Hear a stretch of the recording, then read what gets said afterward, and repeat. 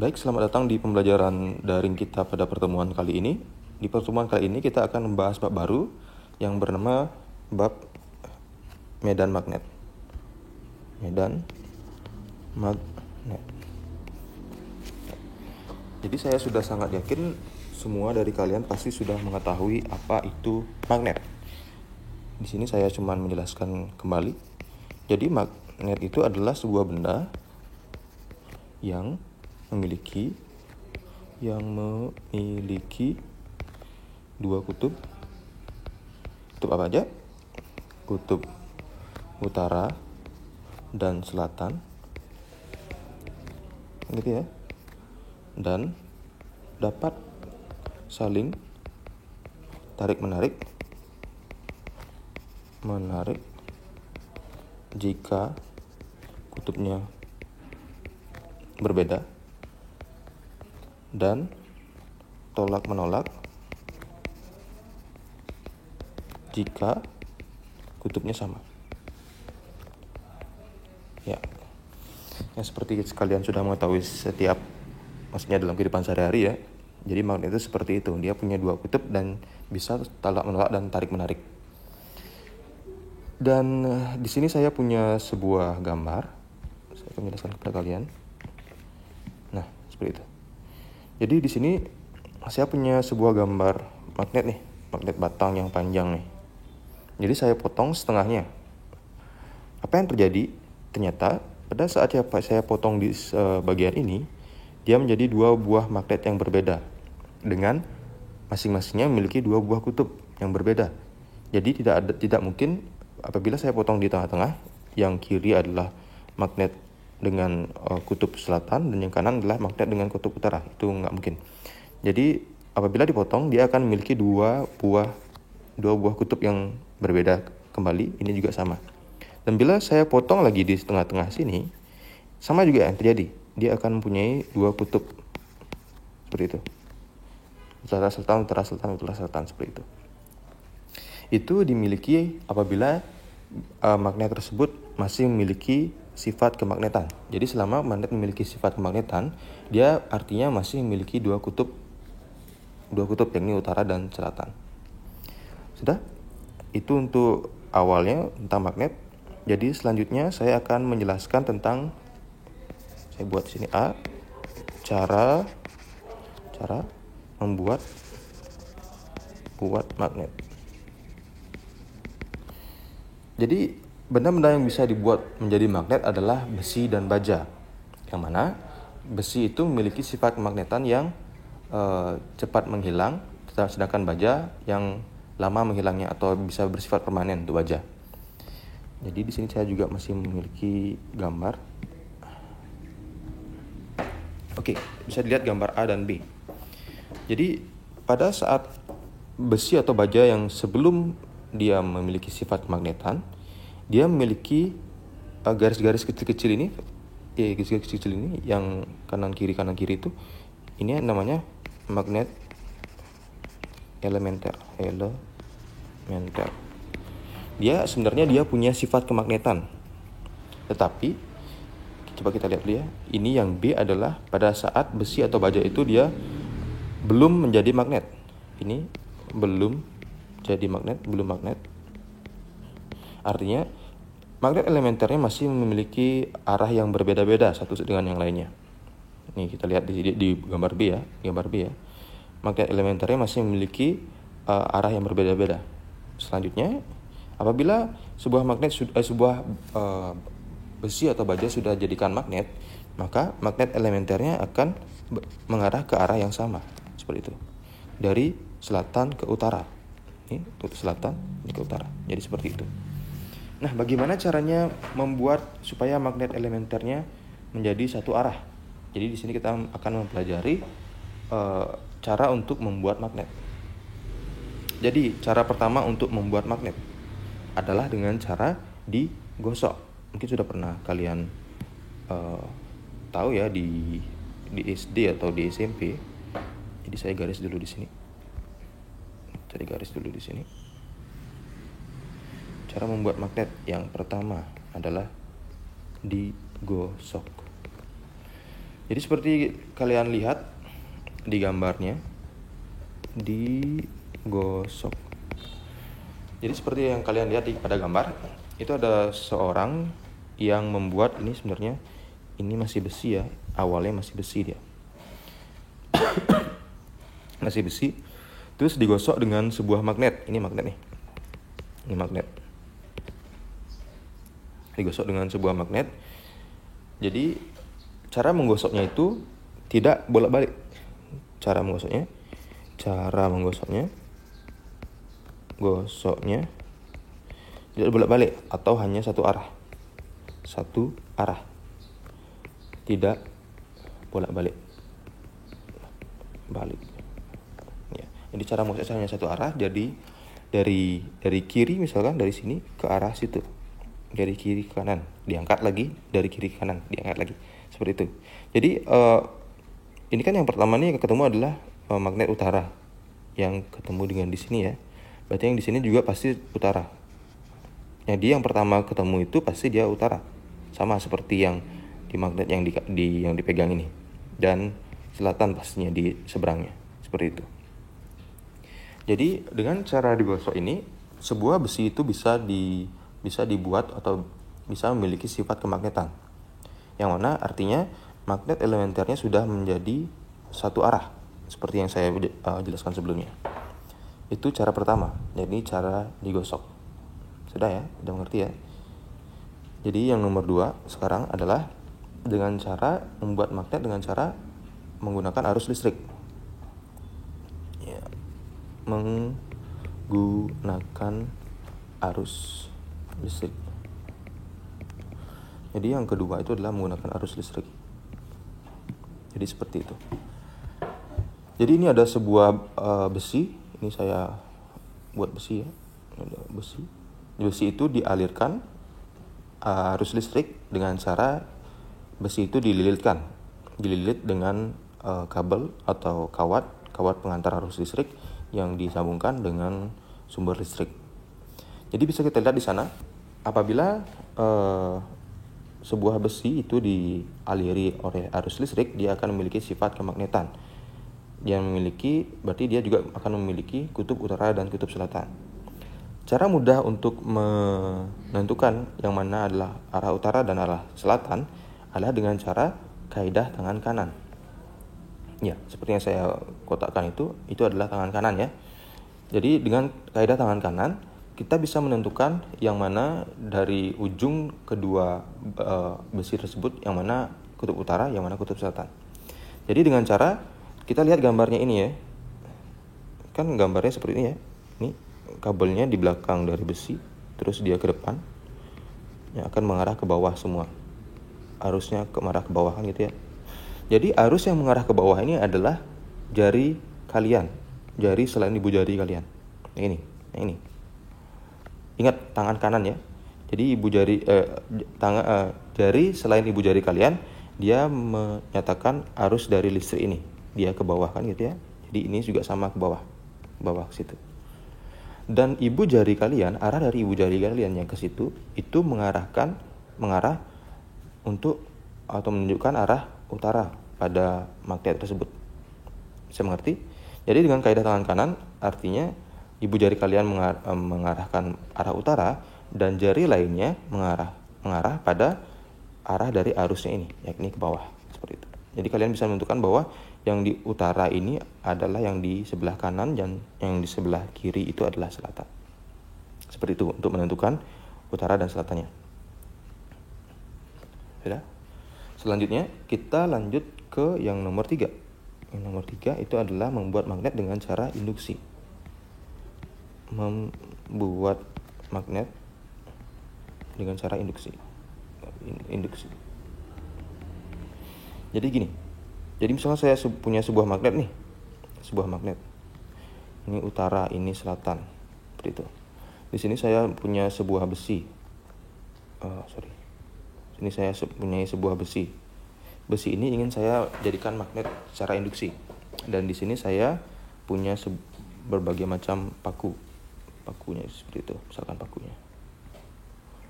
Ya, jadi pada saat kalian mendekatkan magnet ke besinya ini, maka besi akan otomatis menjadi atau memiliki sifat kemagnetan.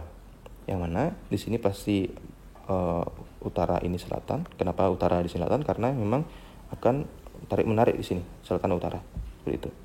Dan pada saat besi sudah menjadi magnet, dia akan menarik pakunya menjadi ke sini, akan ke sini ya. Tetapi suatu kekurangan dari cara membuat magnet dengan cara ini adalah apabila magnet kita yang utara selatan ini kita pisahkan, kita jauhkan, maka besi akan kembali tidak memiliki sifat kemagnetan seperti itu. Seperti ya. Jadi ini hanya ini sementara, sifatnya sementara. Sifatnya ini adalah sementara. Jadi tidak selamanya. Itu adalah 3 cara membuat magnet. Setelah itu kita akan melihat di sini. Sini saya ada sebuah gambar yang menyatakan bahwa bentuk medan magnet. Jadi medan magnet itu berbentuk seperti itu.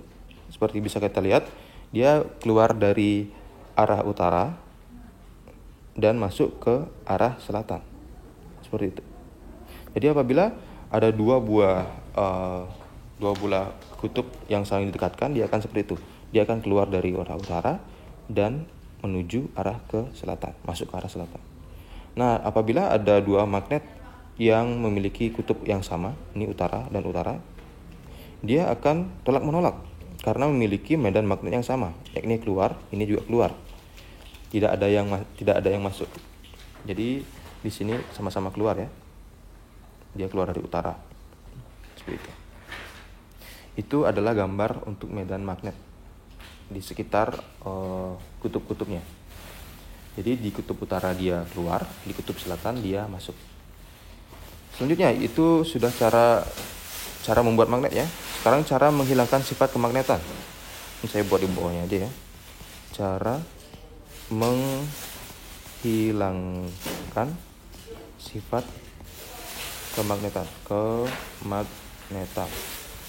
adalah yang pertama itu adalah dipanaskan. Kalian bisa panaskan magnet untuk menghilangkan sifat kemagnetannya. Dan yang kedua itu bisa dipukul untuk menghilangkan sifat kemagnetan suatu benda. Jadi seperti itu. Ya, sampai sini silakan di screenshot dulu videonya. Jadi kita lanjut ke selanjutnya itu adalah di sini. Oke, jadi medan magnet di sekitar kawat berarus listrik. Medan magnet di sekitar kawat berarus listrik. Medan magnet di sekitar kawat berarus listrik. Jadi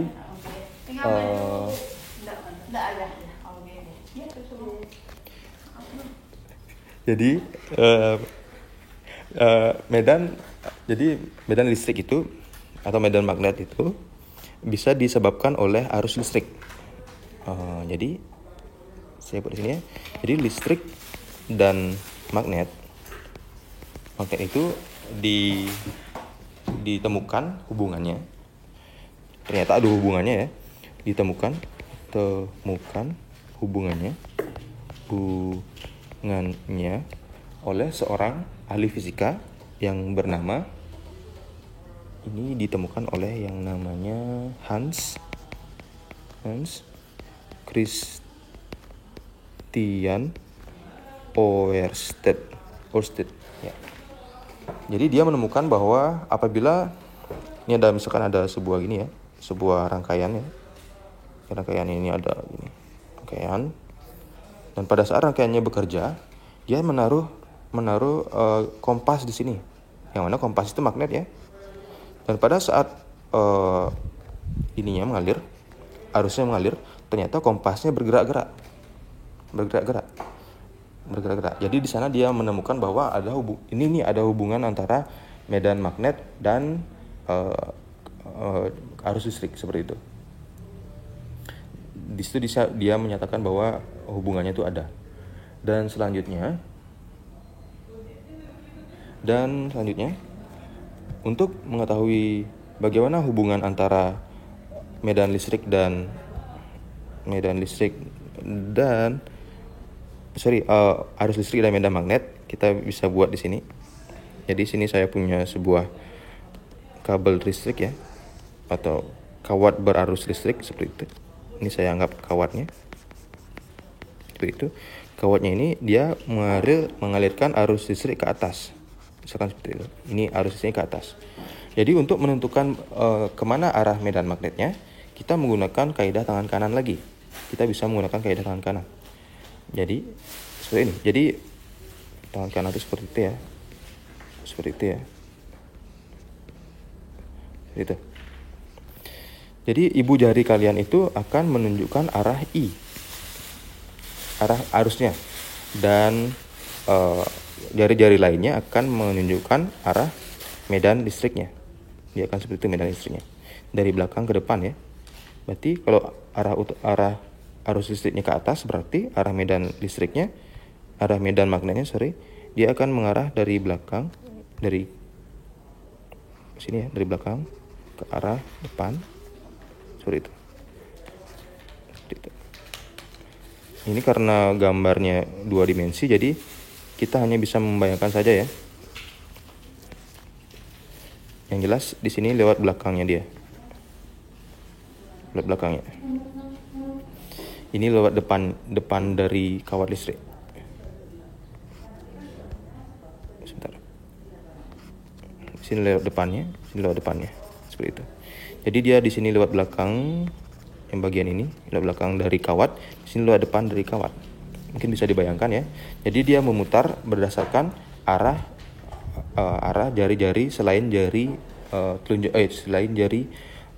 jempol kalian, seperti itu. Karena jempol sudah mengarah arah I. Jadi kalian bisa menentukan arah dari medan magnetnya adalah memutar dari kawat arus tersebut. Jadi pada buku-buku lainnya, jadi bisa dibilang seperti ini. Jadi ini I, kan gitu ya, arah I. Jadi karena di sebelah sini berarti dia ke dalam ya, masuk ke bidang, masuk ke belakang dia, berarti yang masuk itu adalah biasanya ditandai dengan tanda X.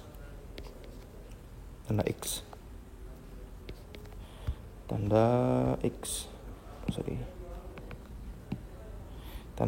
Ini tanda X. Ya karena dia masuk ke bidang. Ngerti ya? Kan karena di sini di sebelah kanan ini dia, kan ini dari kiri ini dia keluar lewat depan dari kawat, di sini lewat depan dari kawat, habis itu masuk ke bidangnya. Kenapa dia nggak masuk? Karena kita membuat gambarnya dalam 2 dimensi, dalam kertas. Jadi kita anggap di sini masuk ke dalam kertas dia.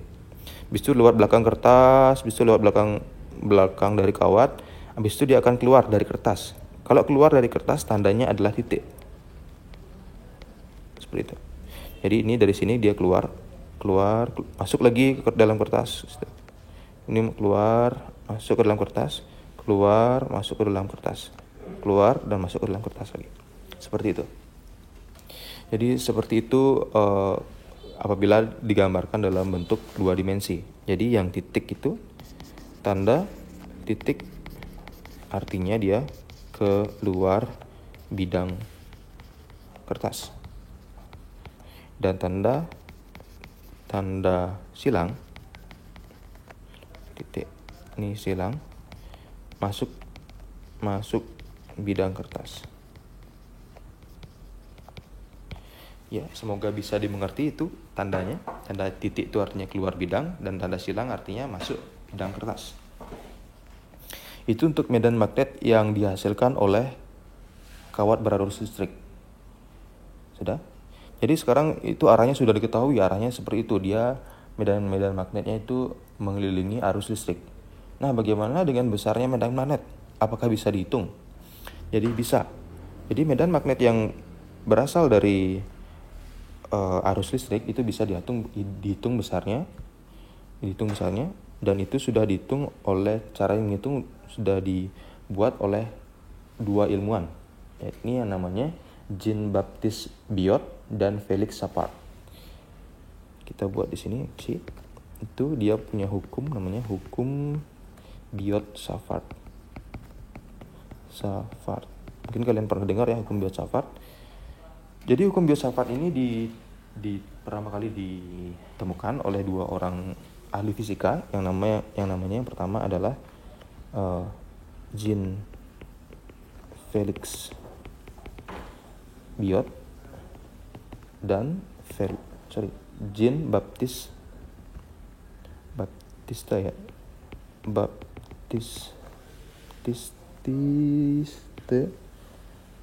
Biot dan Felix Savart.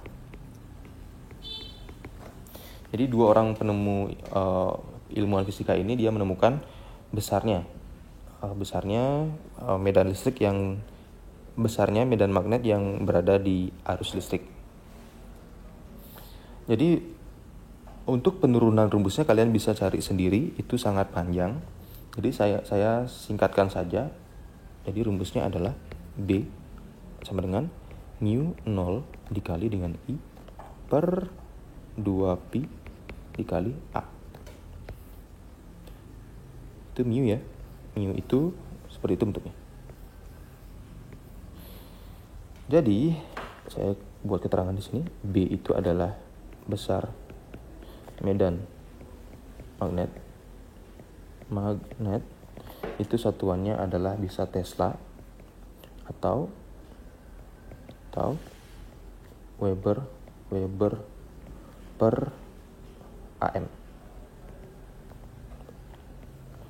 pangkat 3 ya, pangkat 3. Habis itu ada mu 0 itu adalah permeabilitas ruang hampa. Itu besarnya ini gini ya, tetapan ya. Itu besarnya sudah pasti 4pi dikali 10 pangkat min 7 WB per AM. Seperti itu. Itu untuk mu 0. Terus I pasti sudah biasa ya. I itu adalah kuat arus listrik. Itu adalah ampere seperti biasa. Terus ada A. Di sini ada A. A itu adalah jarak titik ke kawat penghantar. Jadi dengan rumus ini kalian bisa mengetahui berapa besar medan magnet di dekat kuat arus listrik. Jadi misalkan di sini ada, saya langsung contohkan satu ya. Misalkan di sini ada suatu kawat berarus nih, Jadi diketahui, jadi kawat berarusnya seperti itu.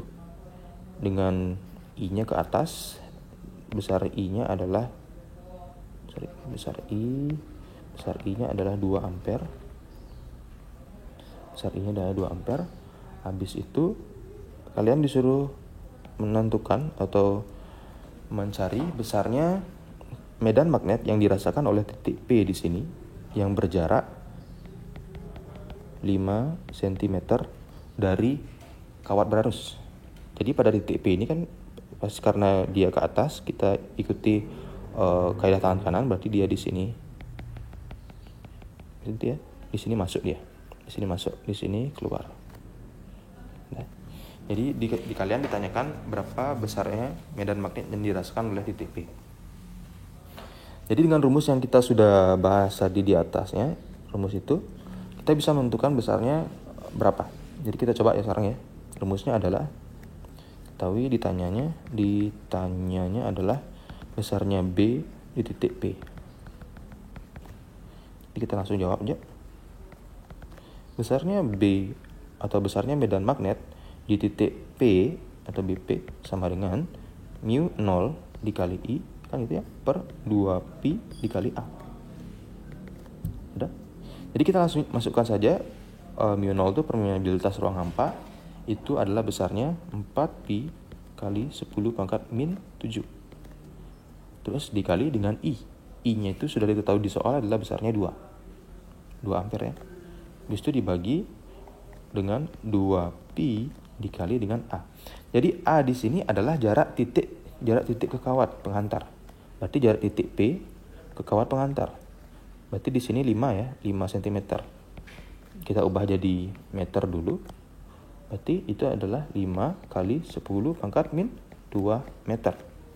Jadi dengan kita masukkan A-nya besarnya 5 kali 10 pangkat min 2 meter, kita sudah bisa menghitung besarnya BP.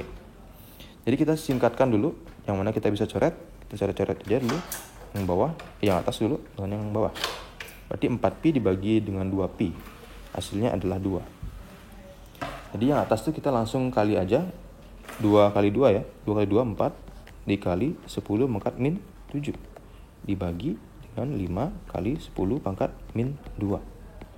Jadi kita bagi aja. 4 bagi 5 itu adalah sama dengan 0,8. Benar ya?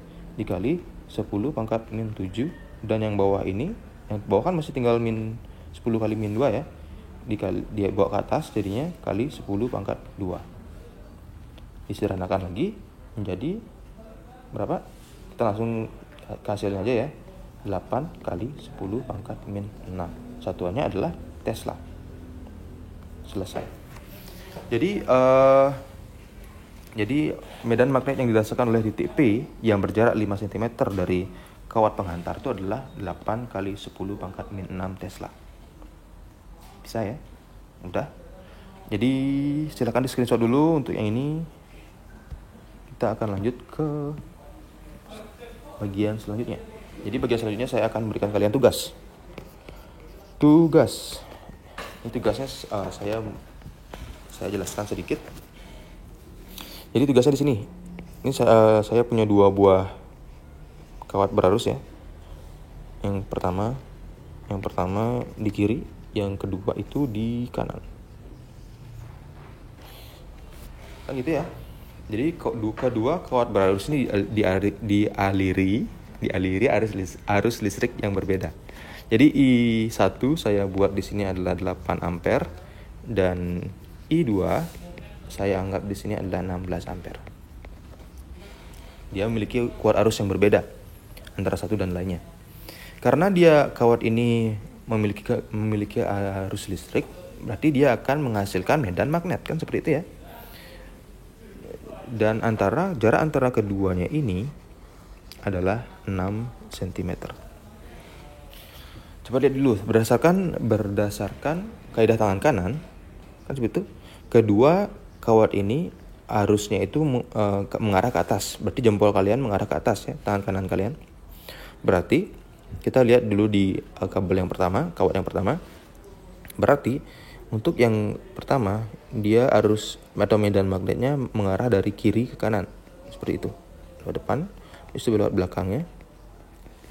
Seperti itu. Dan ini juga untuk yang nomor 2 nih, dia akan mengarah dari kiri lewat depannya dan kanan lewat belakang. Seperti itu. Nah, pertanyaannya sekarang, di titik manakah?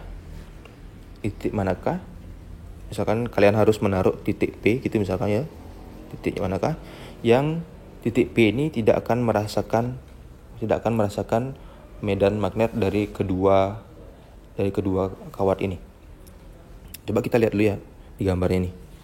Pada di titik mana antara medan magnetnya ini dia menyentuh titik P.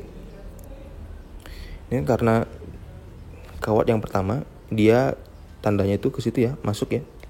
Sedangkan tanda yang kedua dia titik dari belakang itu dia keluar dari bidang. Jadi antara kedua medan magnet yang ditimbulkan oleh I1 dan I2, dia saling bertabrakan. Arahnya saling bertabrakan, artinya arahnya tidak searah, arahnya berlawanan arah. Jadi untuk B2 dan B1 arahnya berlawanan ya. Di titik P-nya ini, titik P ini dia arahnya berlawanan ya. Ini karena dia keluar dari bidang di sini dan ini masuk ke bidang. Seperti itu. Jadi kita bisa tentukan di titik P itu bahwa di titik P atau B di titik P itu sama dengan 0. Karena dia tidak merasakan apa-apa kan gitu ya. Jadi pada titik P karena kedua arah medan magnet I1 dan I2 itu berbeda, berarti kita anggap satunya positif. Jadi kita anggap B1-nya positif dan berlawanan arah dengan B2 seperti itu. Atau kita bisa lebih mudahkan lagi bahwa besarnya B2 sama dengan besarnya B1. Bisa kan ya? Karena BP-nya 0 sama dengan B1 min B2. Jadi kita bisa simpulkan bahwa besarnya B2 sama dengan B1. Jadi dengan kita mendapatkan sebuah simpulan seperti itu, kita buat di sini dulu, kita hapus ini. Kita anggap jarak I1 dengan P itu adalah X. Berarti jarak antara titik P ke I2 itu sama dengan 6 ya, ini semuanya dikurangi X. 6 dikurangi X. Ini ini meter. Ini sentimeter, sorry. Ini sentimeter. Ya. Sudah ya. Jadi seperti itu. Sudah? Apabila sudah, berarti kita tinggal masukkan saja sekarang rumusnya tadi, rumus B-nya. B itu adalah rumusnya mu 0 dikali dengan I kan gitu ya. Karena ini 2, berarti ini I2 ya. Dibagi dengan 2pi dikali dengan A1. A1 itu adalah A2. A2 itu adalah jarak titik ke kawat penghantar 2 kan gitu ya. Jadinya ini bisa diganti nanti 6 min X. Ini sama dengan mu 0 dikali I1 per 2pi dikali A1. Jadi karena ini tugas, silahkan langsung dilanjutkan lagi di buku catatan kalian. Seperti biasa, silahkan diisi cara dan nanti dikumpulkan juga bersama catatannya. Kalau ada yang pertanyaan, silahkan nanti di WA saya aja. Sudah, ini untuk tugas kalian yang pertama. Selanjutnya, kita lanjut ke induksi magnetik yang ditimbulkan oleh penghantar melingkar berarus. Jadi kan tadi sudah mengetahui bahwa apabila kawat yang dialiri arus itu akan menghasilkan medan magnet. Jadi sekarang saya akan menjelaskan tentang apabila kawat yang tadi kita hitung itu dibentuk melingkar, bagaimana medan magnetnya. Jadi kita buat di sini induksi magnetik yang ditimbulkan oleh penghantar melingkar berarus. Jadi gini. Jadi saya jelaskan yang pertama dulu. Apabila titiknya berada di pusat lingkaran. Yang namanya melingkar pasti bentuknya lingkaran ya. Jadi saya anggap bentuknya seperti ini. Seperti itu. Sudah. Habis itu di kawat yang melingkar ini dialiri arus listrik. Misalkan arusnya ke atas ini di sini. I-nya ke atas. Terus di sini saya mempunyai titik di pusat lingkarannya yang berjarak A atau jari-jarinya di sini ya, A dari kawat tersebut. Jadi untuk mengetahui berapa besar medan magnet yang dirasakan oleh titik tengah-tengahnya ini, kita bisa menggunakan rumus berbeda dengan yang tadi ya, agak berbeda dengan yang tadi. Jadi rumusnya baru, yakni B sama dengan mu 0 kali I, hampir sama sebenarnya, dikali 2A. Seperti itu. Jelas ya?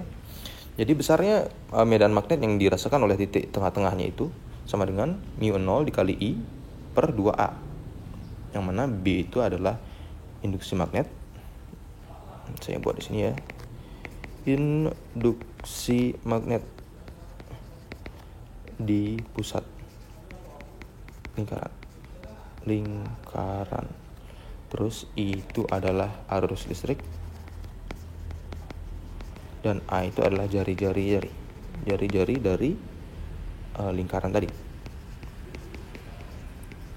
Ini dalam meter, ini dalam ampere, dan ini dalam Tesla. Sudah, itu untuk titik yang berada di pusat lingkarannya atau medan magnet yang kita rasakan di tengah atau di pusat dari lingkaran arus listrik. Yang kedua, apabila sekarang titiknya apabila sekarang jika kawatnya memiliki lilitan lebih dari satu dari itu. Jadi misalkan ini ada sebuah sama seperti tadi, kawatnya terus dililit sini berapa lilitan gitu misalkan ya. Di lilitan ini masuk mengalir arus listrik. Jadi B sama dengan tinggal dikali N aja sebenarnya rumusnya tadi. N dikali mu0 dikali I per sama juga yang seperti tadi 2A. Jadi N itu adalah jumlah lilitannya dia. Jumlah lilitannya. Jadi bisa dicari dengan cara seperti nomor 2 tadi. Nomor 2. Dan nomor 3 itu jika titik tempat kita menghitung itu berada pada jarak B dari pusat lingkaran. Jadi misalkan ini ada lingkarannya. Habis itu di sini di tengah-tengahnya ini ada pusatnya pasti ya. Pusatnya. Habis itu titik di mana kita mau menghitung besarnya medan magnet, dia berada di sini. Dia mempunyai jarak B. Saya anggap B di sini. Terus jari-jarinya tadi A ya. Jadi A. Habis itu jarak antara kawatnya dengan titik yang kita hitung di sini, kita tarik garis lagi. Itu saya anggap adalah besarnya R. R kecil saya buat di sini. R kecil. Ya, seperti itu. Jadi di sini sudah pasti siku-siku dan di sini adalah sudut tertentu. Saya buat di sini alfa. Udah. Jadi ini bisa titik di sini, titik P ini. Titik P itu bisa kita cari berapa besarnya medan magnetnya. Dengan cara kita cari R-nya dulu, panjang R. Ini R ya, R kecil ya. Jadi R kecil itu bisa dicari dengan cara Pitagoras. Kan karena dia tegak lurus ya. Jadi A kuadrat ditambah B kuadrat. Itu bisa dicari dengan tersebut. Habis itu karena dia pakai sin di rumusnya, berarti kita harus mengetahui sin alfa sama dengan sin alfa, berarti sin itu depan per miring. Sin demi depan per miring. Berarti depannya itu adalah A dan miringnya adalah R. Seperti itu. Jadi sin alfa itu adalah A per R. Habis itu baru bisa masuk ke rumus. Judulnya saya belum buat di sini nih. Habis itu baru bisa masuk ke rumus yang mana BP sama dengan mu0 dikali I dikali A dikali sin alfa per 2R kuadrat. Kuadratnya di atas ya, seperti itu. Baru bisa kalian masuk ke rumus seperti itu. Nah, ini saya mau pindahkan dulu sebentar. Ini pindahkan ke bawah aja. Jadi ada judulnya. Judulnya ini adalah titik berada pada jarak B dari pusat lingkaran. Oke, jadi seperti itu. Lanjut lagi. Ini ada nomor 4. Nomor 4, apabila titik berada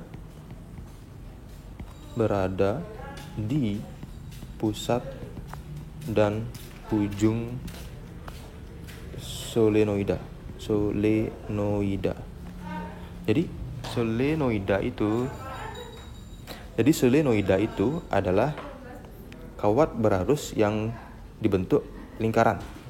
Jadi gini bentuknya solenoida. Dia kayak pir dia. Seperti itu. Di lingkar-lingkar seperti itu. Jadi itu yang namanya solenoida. Jadi apabila kawat ini dialiri arus listrik kan gitu ya, dia akan memiliki medan magnet juga. Seperti itu. Jadi di sini titiknya berada di pusat dan ujung solenoida. Jadi pusatnya di sini, saya buat di sini P. Di sini adalah Q saya buat.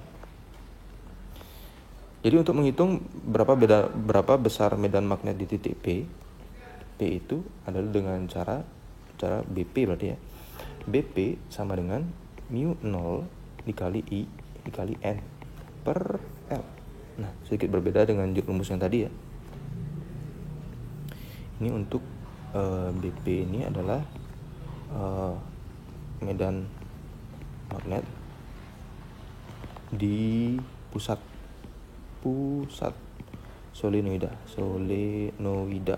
dengan satuannya adalah Tesla. Habis itu mu 0 sudah tahu, permeabilitas, I juga sudah tahu, N itu adalah jumlah lilitan sepertinya. Ya, jumlah lilitan dan L adalah panjang solenoida.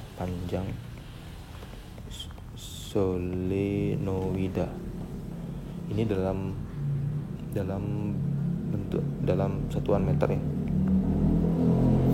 Itu untuk di pusat solenoida. Bagaimana dengan di ujung solenoida? Ujung solenoida itu saya anggap ini BQ ya, sama dengan mu 0 dikali I dikali N per 2L. Jadi yang di bawahnya berbeda rumusnya, kali 2 dengan keterangan yang sama ya. Itu untuk yang nomor 4. Dan yang nomor 5 itu titiknya berada di pusat toroida. Jadi toroida itu adalah solenoida yang dibentuk lingkaran. Mungkin kalian pernah lihat toroida di elektronik itu. Jadi bentuknya seperti itu. Jadi solenoida yang dibentuk lingkaran. Seperti itu. Jadi dari titiknya di sini, titik yang kita hitung di sini adalah titik P, dan di titik P ini dia mempunyai jari-jari atau jari-jarinya saya anggap R sini, jarak ke kawat listriknya. Ini I-nya lewat sini. Jadi dia melingkar seperti itu. Jadi untuk mencari besarnya medan listrik di tengah-tengah toroida atau di pusat toroida bisa dicari dengan cara B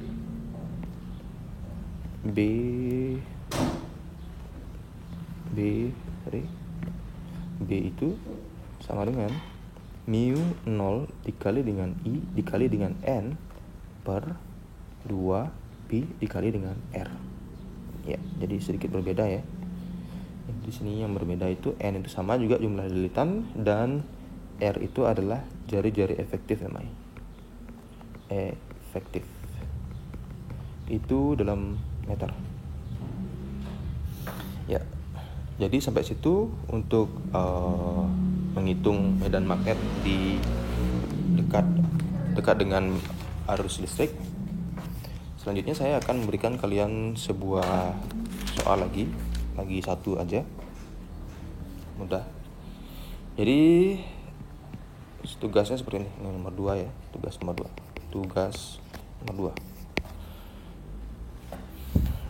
Jadi ini, jadi saya punya sebuah benda, sebuah rangkaian gitu ya, bentuknya seperti itu.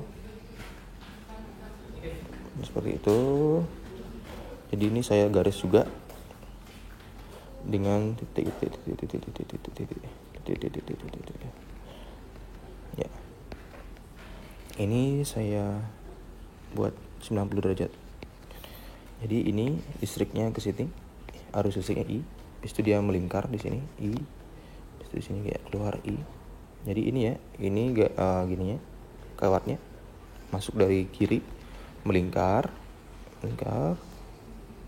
tidak sampai satu lingkaran dia keluar lagi ke yang kanan seperti itu. Jadi di sini saya punya titik A. Titik A ini berada di tengah-tengah lingkaran tersebut. Ya, di pusat lingkaran. Yang mana pusat lingkaran ini jari-jarinya, atau ini saya buat jari-jarinya di sini adalah 2 cm. Ya. Pertanyaan saya, berapakah besar induksi magnetik di titik A bila kuat arus yang mengalir adalah 40 ampere? Ini 40 ampere. Berapakah besarnya BA? Seperti itu. Jadi mudah aja ya, silakan nanti lihat rumus untuk satu buah lingkaran. Ya, satu buah lingkaran baru dikali dengan lingkaran tersisa. Jadi ini kan tidak satu lingkaran penuh ya. Jadi nanti silakan cari rumus, atau rumusnya itu rumus satu lingkaran penuh itu diginiin, diedit lagi, dimodifikasi apabila dia tidak satu lingkaran penuh. Yang mana ini cuma 90 derajat ya. Berarti 90 derajat itu sisanya, 90 derajat kan 1/4 ya. 1/4 dari lingkaran. Berarti sisanya adalah 3/4 lingkaran. Berarti ini atau lintasannya itu adalah 3/4 dari lingkaran. 3/4 dari rumusnya. Jadi silakan dicari berapa besarnya. Dibuat di buku catatan kalian. Jadi silakan nanti disetorkan di Google Classroom seperti biasa. Jadi apabila ada pertanyaan nanti silakan di jalur WA aja, atau juga ditanyakan di Google Classroom juga kenapa. Jadi sampai sini silakan dibuat catatannya, silakan dilengkapi juga catatannya yang belum lengkap, nanti silakan dilengkapi. Karena materi sudah sampai sini, silakan saya akan tutup dengan Pramu Santi. Om Santi Santi Santi Om.